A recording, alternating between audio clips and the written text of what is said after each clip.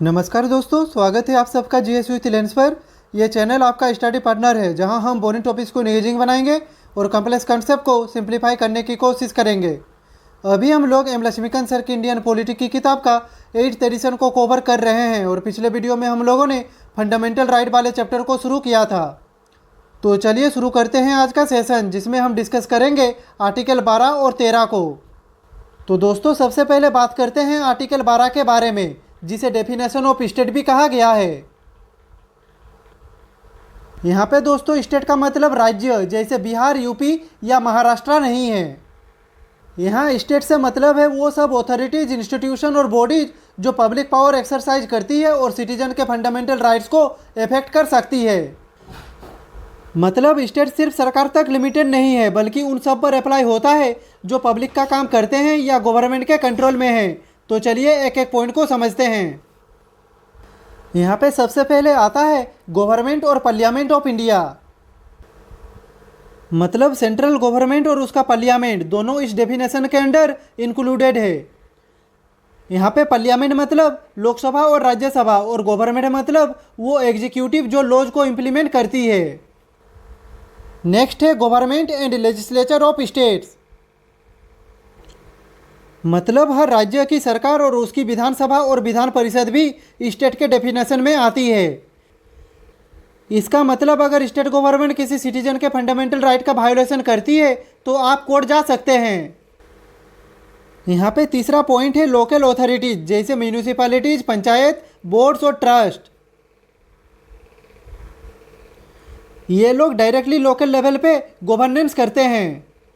क्योंकि ये public functions perform करते हैं, इसलिए इन्हें भी स्टेट माना गया है अंडर आर्टिकल 12।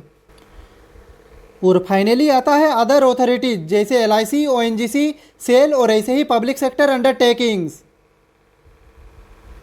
ये ऑर्गेनाइजेशंस गवर्नमेंट के कंट्रोल में हैं और पब्लिक ड्यूटीज परफॉर्म करते हैं, इसलिए ये भी स्टेट के स्कोप में आते हैं। नेक्स्ट पॉइंट है सुप्रीम कोर्ट ने यह भी कहा है कि अगर कोई प्राइवेट बॉडी पब्लिक फंक्शन या पब्लिक ड्यूटी परफॉर्म करती है तो वो भी स्टेट के डेफिनेशन में आ सकती है।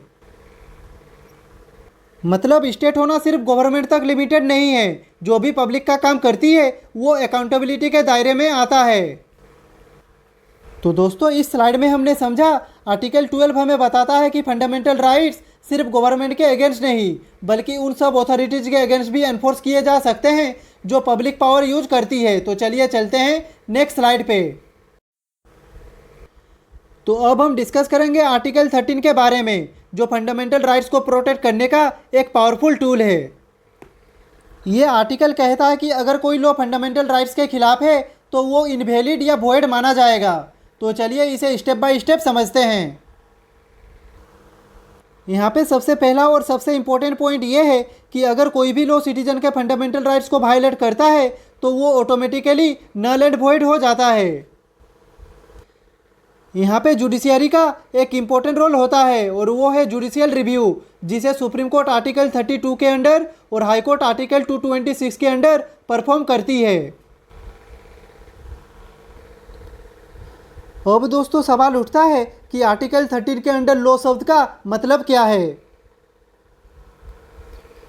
तो देखिए, कॉन्स्टिट्यूशन कहता है कि लॉ सिर्फ पार्लियामेंट के बनाए हुए एक्ट्स तक लिमिटेड नहीं है।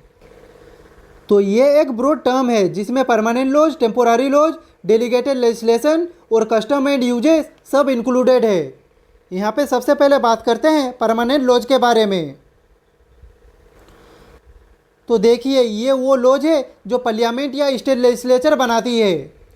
ये नॉर्मल लेजिस्लेटिव प्रोसेस से पास होते हैं और तब तक इफेक्टिव रहते हैं जब तक उन्हें रिपील ना किया जाए। अगर ये लॉज फंडामेंटल राइट्स के अगेंस्ट जाते हैं तो कोर्ट इन्हें भी अनकॉन्स्टिट्यूशनल डिक्लेयर कर सकती है। यहाँ पे नेक्स्ट है टेम्पोररी लॉज। तो दोस्तों, कभी कभी इमरजेंसी या अर्जेंट सिचुएशन में प्रेसिडेंट या गवर्नर ऑर्डिनेंसेस जारी कर सकते हैं। ये ऑर्डिनेंसेस टेम्पोररी होते हैं, लेकिन जब तक इफेक्टिव होते हैं तब तक उनका लीगल इम्पैक्ट परमानेंट लॉ जैसा ही होता है। अगर कोई ऑर्डिनेंस फंडामेंटल राइट वायलेट करता है तो वो भी इनवैलिड माना जाएगा अंडर आर्टिकल 13। यहाँ पे नेक्स्ट है डेलीगेटेड लेजिस्लेशन। तो देखिए, डेलीगेटेड लेजिस्लेशन का मतलब है वो रूल्स, रेगुलेशन, नोटिफिकेशन और ऑर्डर्स जो लेजिस्लेचर के बिहाफ पर ऑथोरिटीज बनाती है। मतलब पार्लियामेंट किसी डिपार्टमेंट को पावर दे देती है कुछ स्पेसिफिक रूल्स बनाने की। लेकिन अगर ये रूल्स भी फंडामेंटल राइट्स के खिलाफ जाते हैं तो कोर्ट उन्हें भी स्ट्राइक डाउन कर सकती है। नेक्स्ट है customs and uses with legal force. तो दोस्तों, इंडिया जैसे देश में कई कस्टम और ट्रेडिशंस है जो पुराने समय से फॉलो किए जा रहे हैं। कभी कभी ये कस्टम इतने स्ट्रॉन्ग हो जाते हैं कि इन्हें लीगल रिकॉग्निशन मिल जाती है। लेकिन अगर कोई कस्टम फंडामेंटल राइट्स के खिलाफ हो तो वो भी आर्टिकल 13 के तहत इनवैलिड हो जाता है। इसका मतलब है कि हमारे देश में परंपरा भी कानून से ऊपर नहीं है। नेक्स्ट पॉइंट कहता है कि कॉन्स्टिट्यूशनल अमेंडमेंट को पहले आर्टिकल 13 के लॉ के डेफिनेशन में इंक्लूड नहीं किया गया था। मतलब पार्लियामेंट जब कॉन्स्टिट्यूशन अमेंड करती थी तो उसे आर्टिकल 13 के अंडर नहीं माना जाता था। लेकिन 1973 के केशवानंद भारती केस में सुप्रीम कोर्ट ने एक इम्पोर्टेंट जजमेंट दिया।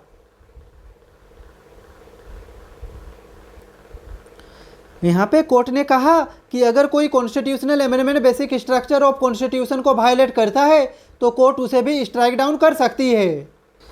इससे बेसिक स्ट्रक्चर डॉक्ट्राइन का जन्म हुआ जिससे कॉन्स्टिट्यूशन के कोर वैल्यूज जैसे डेमोक्रेसी, सेकुलरिज्म और रूल ऑफ लॉ की रक्षा होती है।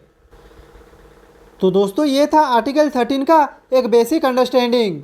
यहाँ पे हमने समझा ये आर्टिकल हमारे फंडामेंटल राइट्स का प्रोटेक्टर और गार्जियन है। ये इंश्योर करता है कि ना पार्लियामेंट, ना स्टेट और ना कोई अथॉरिटी ऐसे लॉज बना सके जो सिटीजन्स के राइट्स को वायलेट करे। तो दोस्तों, आज के लिए बस इतना ही। नेक्स्ट वीडियो में हम राइट टू इक्वलिटी यानी आर्टिकल 14 से आर्टिकल 18 को डिटेल में कवर करेंगे। अगर आपका आज के सेशन से रिलेटेड कुछ भी डाउट हो तो आप कमेंट बॉक्स में पूछ सकते हैं। और अगर आपको यह वीडियो पसंद आई हो तो लाइक करें, कमेंट करें, शेयर करें और ऐसे ही इन्फॉर्मेटिव वीडियो देखने के लिए चैनल को सब्सक्राइब करें। मिलते हैं नेक्स्ट वीडियो पे, तब तक के लिए खुश रहिए, स्वस्थ रहिए। जय हिंद, वंदे मातरम, भारत माता की जय।